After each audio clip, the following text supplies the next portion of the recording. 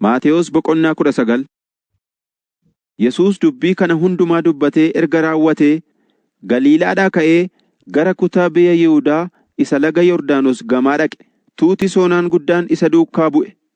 Inni immoo warra dhukkubsatan achitti isaan fayyise. Yommus warri Fariisotaa gara isaa dhufanii isa qoruudhaaf, "Namni tokko sababiin halleen haadha manaa isaa baasuun seeraa?" jedhanii gaafatan. Inni garuu deebisee, Waaqayyo inni jalqabatti isaan uume dhiiraa fi dubartii akka uume hin dubbifneeree jedhe. Itti dabalees, sababii kanaaf dhiirri abbaa isaa fi haadha isaa ni dhiisa, haadha manaa isaattis ni maxxana, isaan lachanuus foon tokko ni ta'u. Egaa isaan lama miti, foon tokko malee. Kanaafis waan Waaqayyo walitti qabsiise namni gargar hin baasin jedhe. Fariisonni immoo, "Yoos Museen caaffata ittiin ishee baasu kenneefii haa baasu jedhee maaliif abboome ree?" jedhanii Yesuusin gaafatan. Yesuus deebisee, Museen sababii mata jabina keessaniitiif haadha manaa keessan akka baaftanii fi karaa isiniif bane malee jalqabatti akkas hin turre. Ani isinittan hima, yoo isheen ejjite malee namni haadha manaa isaa baasee kan biraa fuudhe ni ejja isaaniin jedhe.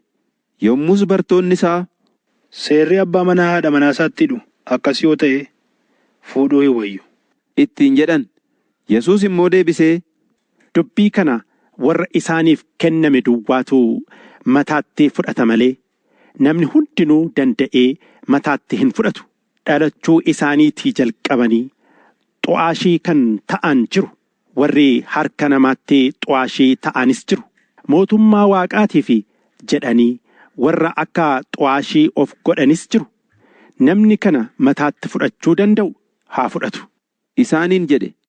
Ergasii Yesuus harka isaa irra kaa'ee akka isaaniif kadhatuuf namoonni mucoolii gara isaatti fidan. Bartoonni garuu ifatanii isaan dhowwan. Yesuus immoo, "Lakkisaa, mucoolii dhiisaa, gara koo dhufuu isaan hin dhowwinaa. Mootummaan Waaqaa warra akkasiitiif in ta'a" jedhe. Yesuus harka isaa mataa mucoolii irra hin kaa'e. Kana booddee immoo achiin adeeme. Kunoo namni tokko gara Yesuus dhufee, "Yaa barsiisaa, jireenya bara baraa qabaachuuf hojii gaariin gochuun anaaf ta'u maali inni?" jedheen. Yesuus immoo, "Waa'ee hojii gaarii maaliif ana gaafattaa?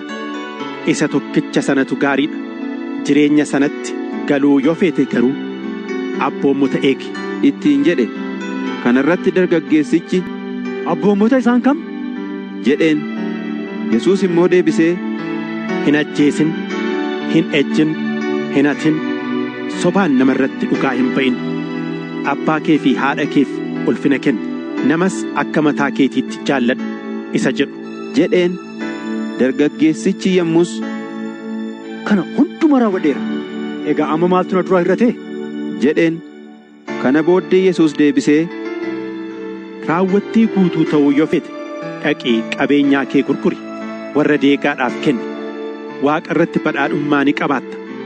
Kottuutii ana duukaa bu'i" jedheen. Dargaggeessichi qabeenya guddaa qaba waan tureef dubbii kana yommuu dhaga'ee gaddee achii in adeeme.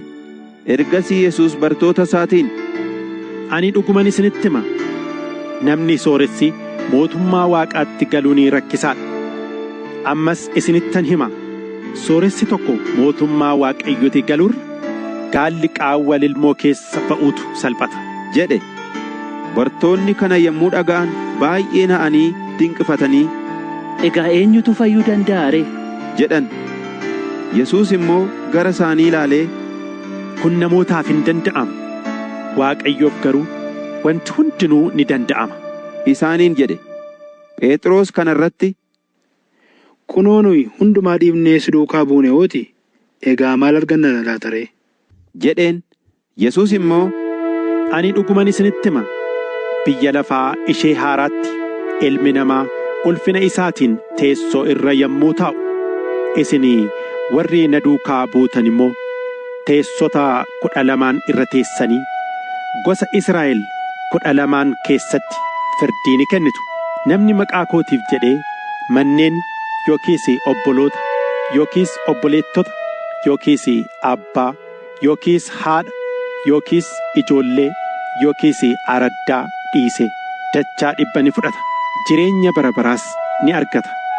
Garuu baay'een warra dura jiran keessaa warra hundumaa booddee kan ta'an jiru. Warra hundumaa booddee jiran keessaas warra duraa kan ta'an jiru. Isaaniin jedhe,